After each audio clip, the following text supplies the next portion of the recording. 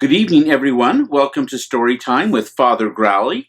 I'm Father Trace Browning from All Saints Church in Salt Lake City. So tonight we have a great story, and it's about these two families. It's called The Greatest Treasure by Demi.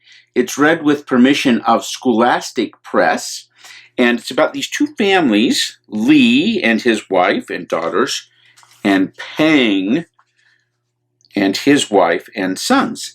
And, well, you'll see, Lee plays a flute, so that's why Father Growley has his flutes tonight. So let's begin with reading The Greatest Treasure. The Greatest Treasure by Demi, read with permission of Scholastic Press. Long ago in China, there lived a rich man named Peng. All day long, Peng worried about his money. He counted it and sorted it. He worried about how he should spend it and how he could get more. Peng had 5 sons. When his sons wanted to play with him, he scowled. "I'm much too busy," he cried. There he is, counting his money. When they ran to their mother, she would say, "Remember the great proverb, my sons.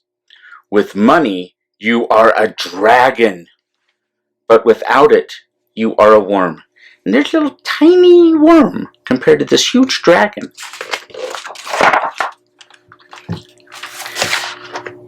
Not far away lived a poor man named Lee. All day long he worked his small farm, but whenever he had a chance, he pulled out the flute he had made and played a merry song. Whenever Lee played his flute, his wife and their 5 daughters sang and danced.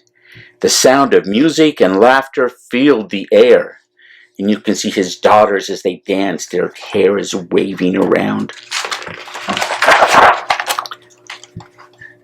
Day and night, the music and laughter from Lee's farm reached Peng in his great house. Then Peng lost count of his counting and had to begin again. "This merriment must stop," declared Peng. Peng had an idea. If Lee were rich, he thought, he would not have time to make so much noise.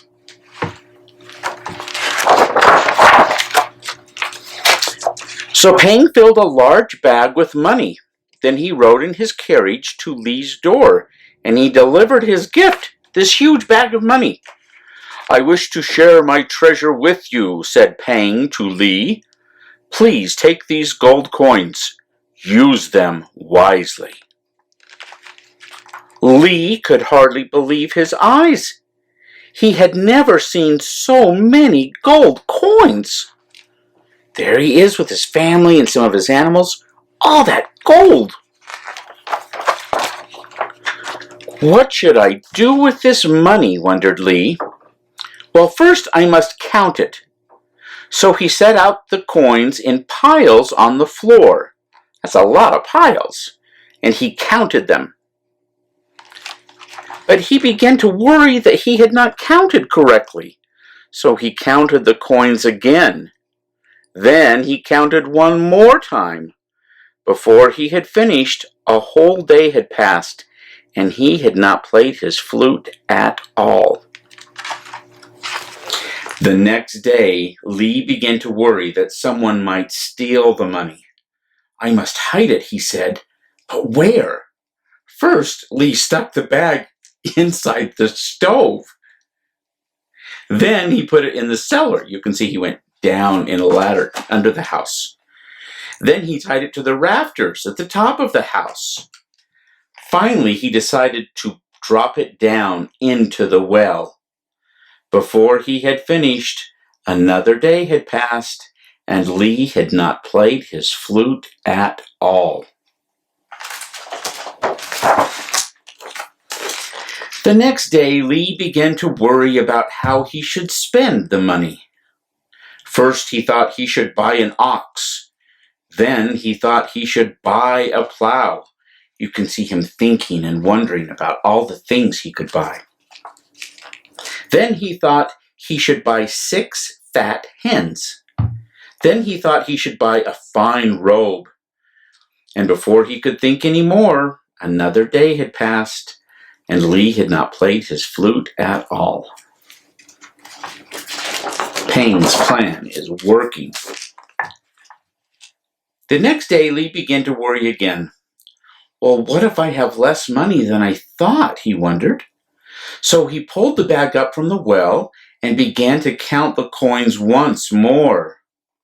Father, said the youngest girl, won't you please play your flute so we can sing and dance as we used to? Lee scowled. I'm much too busy, he cried. And now he had lost count of the coins, and he had to begin again. Then Lee's wife spoke. Remember the great proverb, my daughters. He who has heaven in his heart is never poor. And remember the earlier proverb about the dragon and the worm. But this is a good one. The person who has heaven in his heart is never poor.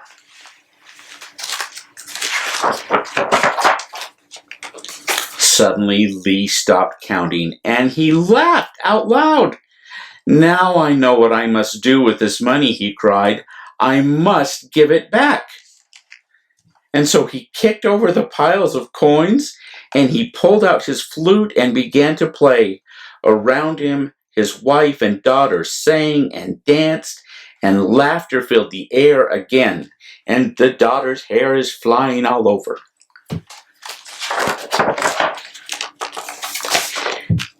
Then Lee felt sorry for Pang. He decided to present Pang with a gift. And he worked all night until that gift was ready. You wonder what he's making.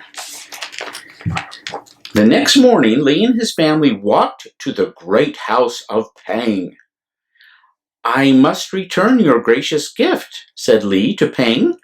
This treasure almost robbed me of my happiness. Pang was so surprised he couldn't say a word.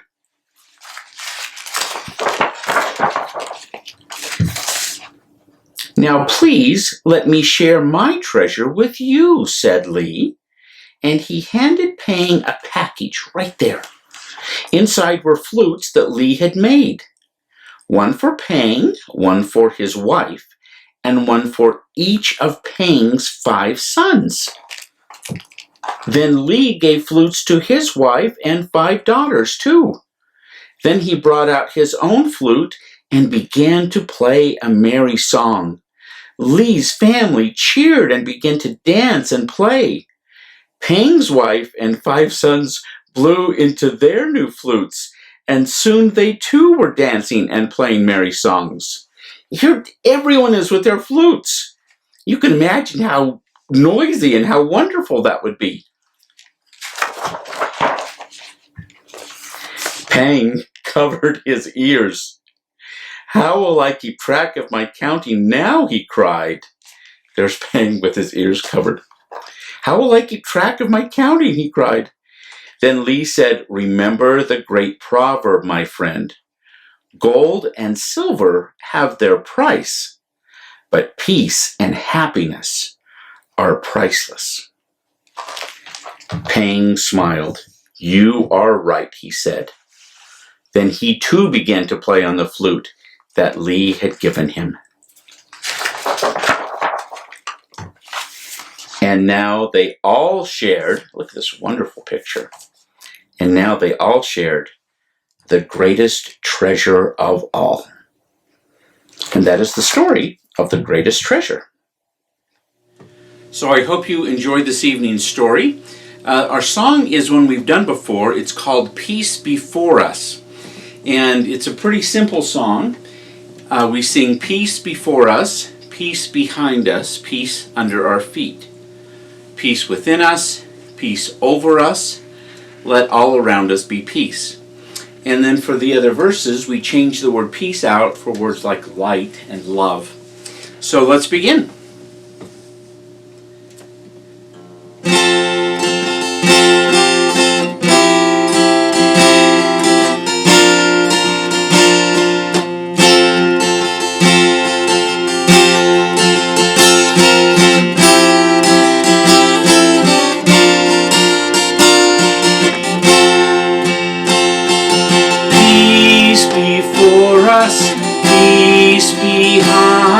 us peace under our feet.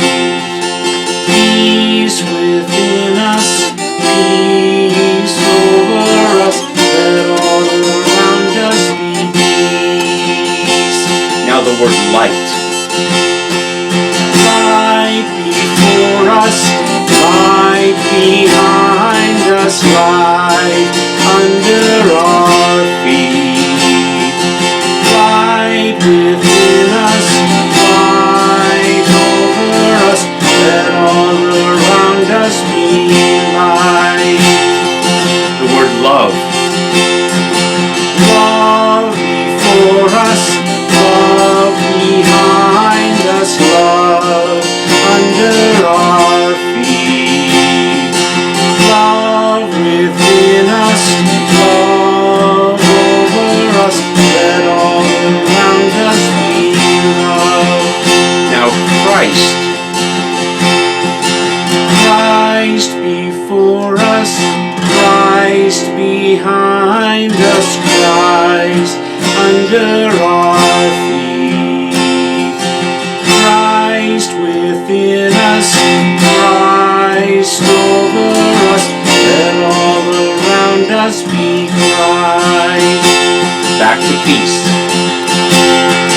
Peace before us, peace behind us, peace under our feet.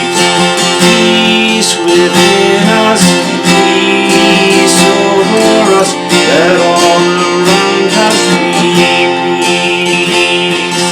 Let all around us be peace. Let all around us be peace.